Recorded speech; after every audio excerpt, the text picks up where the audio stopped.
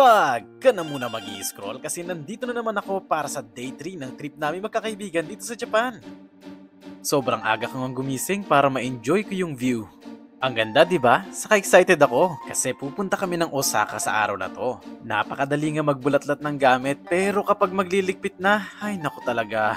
Nag-early snacks na nga muna kami pagdating sa Tokyo Station. At dahil may oras pa kami, in-enjoy muna namin ang view ng Tokyo Station.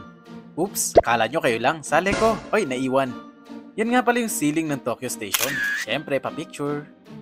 Natapat nga pala sa holiday yung biyahe namin, kaya sobrang daming tao. Pangatlong beses ko na nga mag-Shinkansen dito sa Japan. Pero sila, first time na first time.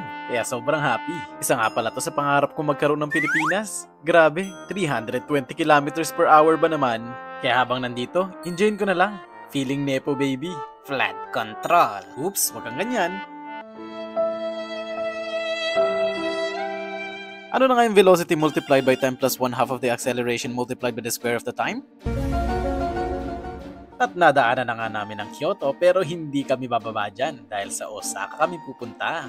5 minuto nga lang pala hihinto ang Shinkansen kaya kailangan nakahanda ka na sa pinto paglalabas. Habang naglilibot nga kami dito sa Shin Osaka Station ay nakita namin itong mini train exhibit.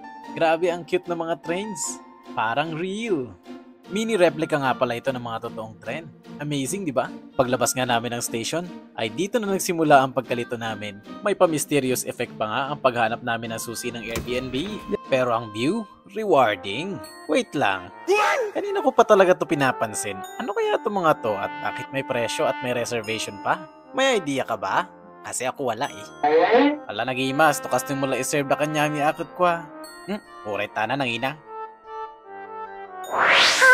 Happy si ate ah. Nandito nga pala kami sa Dotonbori, isa sa mga pinaka-busy na areas dito sa Osaka.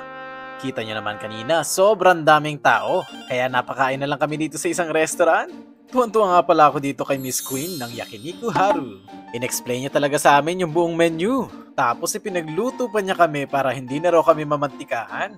Tapos ngiti pa siya ng ngiti sa amin, kaya top quality service talaga. Ito nga pala yung menu nila. Oh, that's really cool. Thank you so much. Yeah. May pa-candy pa talaga siya sa amin. Naglibot-libot pa nga kami at nag-feeling nepo babies. Pero wala daw silang pangsukli sa amin kaya hindi na kami bumili. Sayang ang sales. Oh, paano ba yan? Hanggang dito na lang muna. Abangan nyo yung day 4 ah. Bye!